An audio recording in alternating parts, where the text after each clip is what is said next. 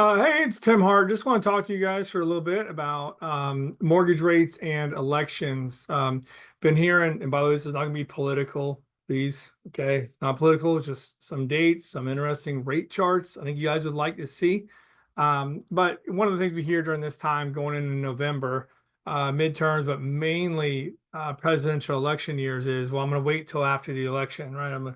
Let's see who wins. I think it's going to do crash. I think it's going to go up, but everyone's got an opinion on it, right?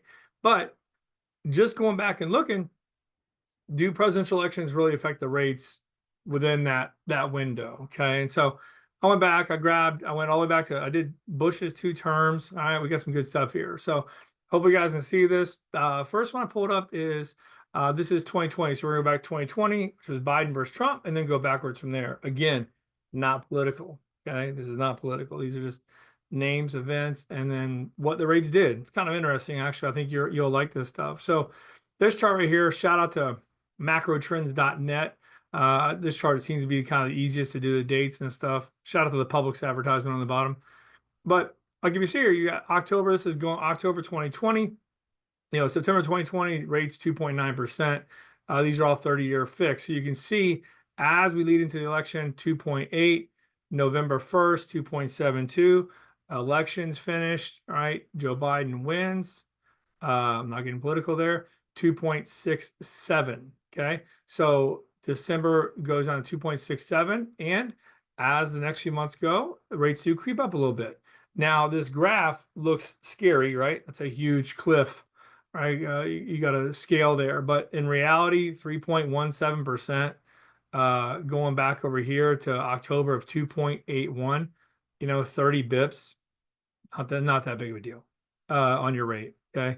Not that big of a deal. As you can see, the next few months starts creeping up. Now, historically, as that year goes on, rates do continue to go up. But I'm talking about mainly the initial first few months after an election. Does the stock market plummet? Does the stock market go up? The rates, etc. So this is just something kind of neat. So that's 2020. That's Biden versus Trump. Next one we got here is 2016. This is Trump versus Hillary.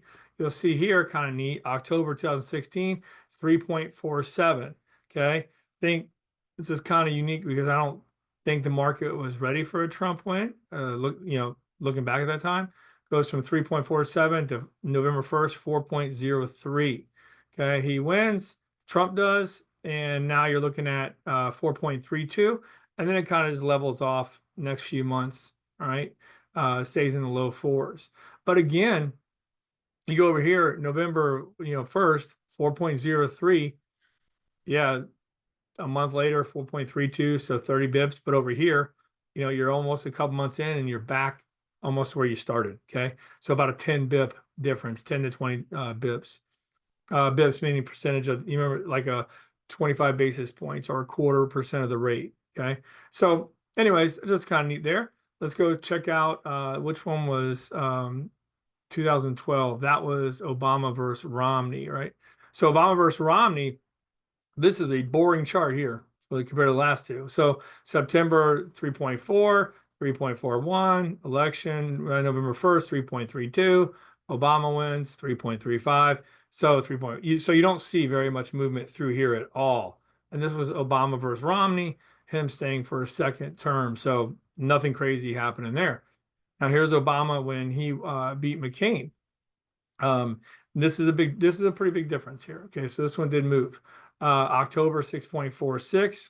Now 08 also was an absolute insane year for the financial markets. Let's get that out of the way. It was bonkers. So it dropped 5.97. Next month, 5.10 and kind of leveled out, high fours, right? Creased back up a little bit. What's this one go to? Oh, I don't have it. So 4.78. So, November 1, 5.97. Couple months later, you're low fives, high fours.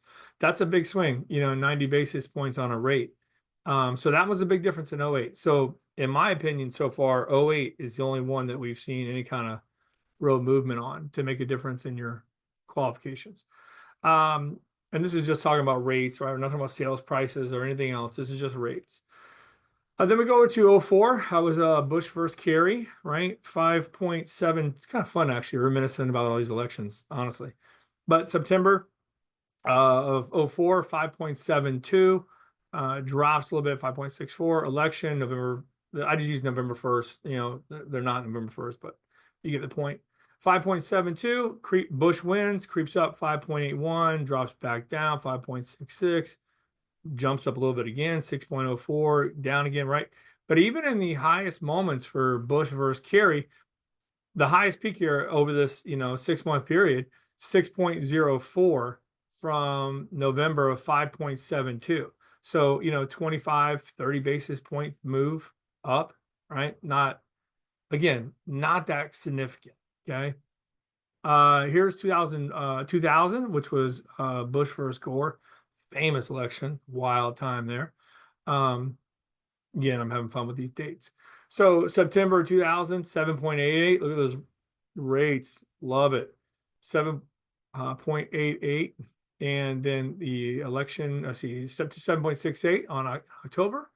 Stays pretty flat, 7.73. Bush wins 2000. Kablam. December, 7.13. Kind of flattens out, drops down a little bit more. And you'll see what goes to, dang, I can't get that date. Whatever, low sevens.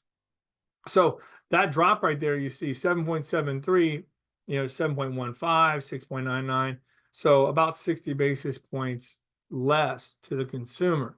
So out of these elections, what do we got here? 1, 2, 3, 4, 5, 6 of them. 2 of them, Obama 08, Bush 2000. You saw a pretty decent drop, 60 basis points. Bush 90 basis points, and these aren't dead on. I'm just off the top of my head. 90 basis points for Obama. Kind of unique. The other ones, the increases, not much. A Biden, a Trump, Bush second term, Obama second term, all had increases, but quarter point, 30 basis points, nothing crazy. So what does that mean to you, the consumer? I don't know.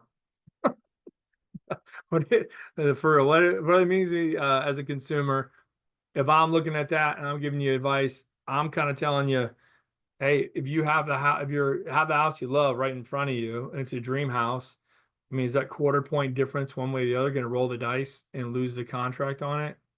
I wouldn't advise that. But again, you're the consumer. You're going to make the choice. These charts are pretty cool.